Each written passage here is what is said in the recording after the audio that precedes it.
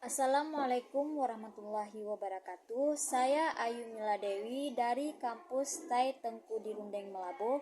Saya dari Prodi PAI Unit A semester 7. Saya ingin menampilkan hasil makalah saya di video ini dengan judul Penetapan Hukum pada Masa Nabi Asas Tasri pada Al-Quran. Dari judul di atas dapat kita ketahui bahwasanya bahwa sumber penetapan hukum di masa Nabi yaitu Al-Quran dan Al-Sunnah. Dua hal tersebut merupakan rujukan yang tertinggi dalam berfatwa dan memutuskan suatu hukum. Namun setelah Nabi wafat dan wahyu tidak turun lagi, maka kepemimpinan umat dalam urusan dunia dan agama beralih ke Khulafa Ar-Rasyidin dan para sahabat yang terkemuka. Mereka itulah yang mulai memikul beban dan bangkit dengan tugas yang berat. Selanjutnya, para sahabat menghadapi banyak masalah yang tadinya tidak terdapat di Arab, misalnya masalah penggairan, keuangan, ketentaraan, perkawinan, pajak, cara penetapan hukum, dan pengadilan agama, dan lain-lainnya. Jadi, dalam menjawab hukum persoalan yang baru, maka para sahabat terlebih dahulu merujuk kepada Al-Quran, karena Al-Quran yaitu pedoman umat ketika pada masa Nabi Muhammad SAW. Kemudian, apabila tidak ada dalam Al-Quran, mereka berpindah ke Al-Hadis. Dan setelah tidak ada di Al-Hadis, maka para sahabat tersebut baru berijtihad. Yang pertama itu tasyrik pada masa Rasulullah. Islam datang kepada umat manusia itu oleh karena seorang rasul yang diutus untuk memperbaiki kondisi bangsa Arab yang pada saat itu menyembah berhala. Sistem masyarakat yang kacau balau.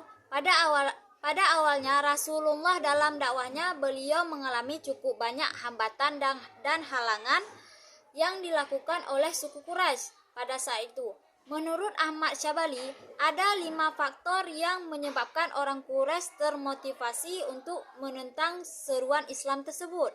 Yang pertama itu ada mereka tidak dapat membedakan antara kenabian dan kekuasaan. Yang kedua, Nabi Muhammad SAW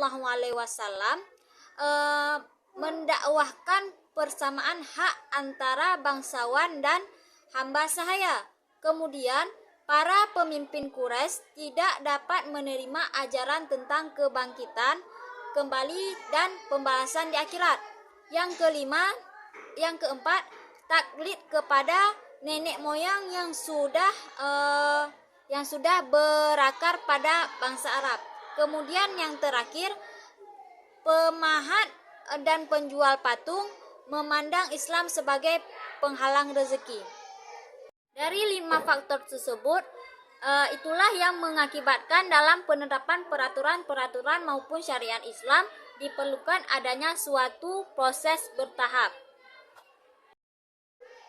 Kemudian ada prosesi tasyrik pada periode Rasulullah, yaitu era kenabian. Masa hidupnya Nabi Muhammad SAW dan para sahabat, periode yang berlangsung selama kurang 22 tahun 5 bulan 13 hari, memberikan pengaruh yang sangat penting terhadap pembentukan syariah pada periode-periode sebelumnya. Beliau melahirkan berbagai ketetapan hukum yang tertuang dalam Al-Quran maupun Al-Sunnah, telah melekatkan dasar hukum yang menyeluruh, telah menunjukkan berbagai sumber dan dalil-dalil untuk menggali ketetapan-ketetapan hukum bagi persoalan baru yang dihadapi umat Islam. Boleh dikatakan bahwa sebenarnya periode Rasulullah telah mewariskan dasar-dasar pembentukan hukum yang sangat sempurna. Pada periode ini, umat Islam masih sangat terisolir dan belum mampu membentuk pemerintahan yang kuat karena sebagaimana penjelasan di atas bahwa perhatian Rasul pada periode ini masih difokuskan pada rekonstruksi akikah yang merekonstruksi konsep ketuhanan berhala menuju keesaan Allah Subhanahu wa taala, yaitu tauhidillah. seperti iman kepada Allah, Rasul, hari kiamat, dan perintah berakhlak mulia. Mengingat kondisi regili penduduk Mekah pada masa Rasulullah sangatlah memprihatinkan. Masyarakat Islam yang didampingi oleh Rasulullah Shallallahu Alaihi Wasallam di Makkah adalah masyarakat yang baru saja memeluk Islam, yang sebelumnya menyembah berhala. Langkah pertama yang dilakukan oleh Rasulullah Shallallahu Alaihi Wasallam adalah memperbaiki akikah mereka, sebab akikah adalah fondasi bagi amaliyah ibadah. Kemudian, perbaiki akikah diharapkan dapat menyelamatkan umat Islam dari kebiasaan sebelumnya seperti kebiasaan berperang, membunuh, zina, mengubur anak perempuan hidup-hidup. Selain itu, mereka juga diharapkan dapat menegakkan keadilan atau kebaikan yang saling menolong dalam kebaikan dan takwa, menjauhi tolong-menolong dalam perbuatan dosa atau permusuhan.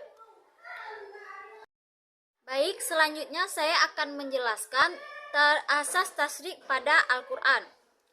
Firman Allah dalam Al-Quran yang artinya, kemudian kami jadikan kamu berada di atas suatu syariat dari urusan agama itu, maka ikutilah syariat Islam itu, dan janganlah kamu ikuti hawa nafsu orang-orang yang tidak mengetahui. Al-Jasitah ayat 18. Ayat ini yang menjadikan atas dasar tasyrik dalam Al-Quran yang kemungkinan berkembang ke dalam hukum Islamnya. Pada periode tasyrik yang pertama, Rasulullah SAW yang telah mewariskan kepada umat Islam suatu undang-undang yang produknya dari teks-teks hukum Al-Quran dan Sunnah, tetapi tidak setiap Muslim individu mampu merujuk seluruh persoalannya.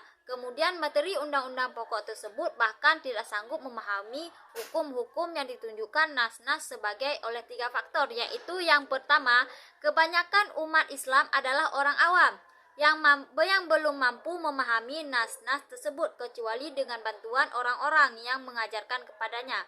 Kemudian yang kedua, materi undang-undang tersebut belum tersebar luas di kalangan umat Islam sehingga setiap individu dapat mempelajarinya.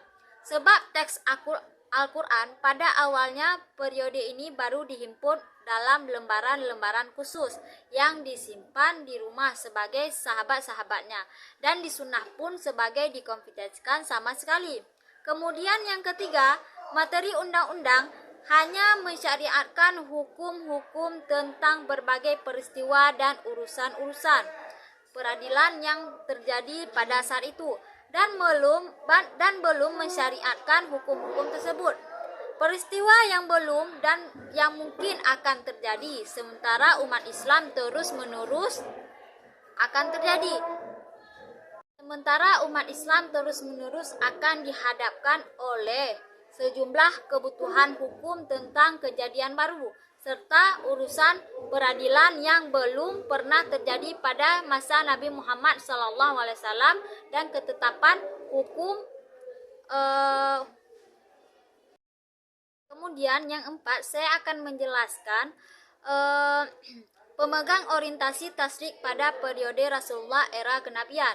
Pada masa ini, aktivitas tasyrik menjadi tanggung jawab penuh dan hak prerogatif Nabi sesuai kepastian sebagai Rasul yang diberi mandat untuk memakmurkan dan mensejahterakan kehidupan manusia di muka bumi ini.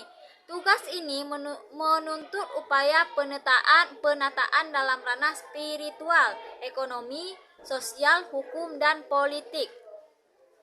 Ketika Rasul telah menetapkan hukum, status hukum adalah suatu kasus atau masalah hukum, maka tidak seorang pun di antara sahabat yang berhak menggantikan atau merubahnya. Sumber kekuasaan tasyrik, pembuatan undang-undang legislator pada periode ini berada di tangan Nabi Muhammad SAW.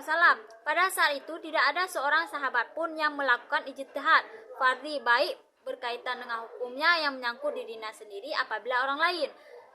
Semua persoalan yang baru muncul saat itu.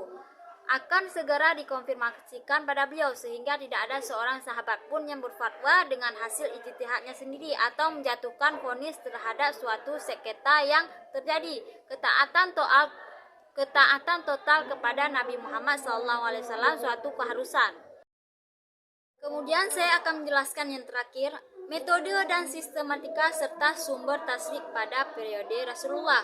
Secara umum, penetapan hukum dilakukan oleh Rasulullah dapat terrealisir melalui dua tahap. Yang pertama, adanya problem muncul di tengah-tengah umat serta menuntut solusi. Problem tersebut ada kalanya diamalin, didengar dan dilihat langsung oleh Rasul, terkadang berupa pertanyaan yang dianjurkan sahabat. Peristiwa yang dialami Rasul sendiri diantaranya yaitu perpindahan arah kiblat dari Bait Maqdis di Palestina menuju Bait Allah yaitu Ka'bah di Mekah, sebagaimana tercantum dalam firman Allah surah Al-Baqarah ayat 149 sampai 150. Kedua, metode ini dipakai jika ternyata wahyu tidak kunjung turun. Kemudian yang ketiga, metode ini dilakukan setelah merasa yakin betul tidak ada wahyu maupun ilham yang turun. Peradilan di masa Rasulullah, yaitu dalam periode ini Rasulullah menduduki 3 posisi yang penting, yakni sebagai Nabi dan Rasul yang bertugas menyampaikan ajaran Islam kepada manusia melalui perantara wahyu. Kemudian peran Rasulullah juga sebagai hakim di tangan Rasul, tergenggam semua kekuasaan hukum, karena belum ada pemisahan yang jelas layaknya negara modern. Pada masa ini, seperti digambarkan Salam Mazuk, Rasul memutuskan perkara sebagai zahirnya, berikut saksi dan bukti yang menyertai. Di dalam hal ini, tentu ia menggunakan sumpah sebagai penguat jika tidak ada bukti. Menurutnya, keputusan yang diambil oleh Rasul adalah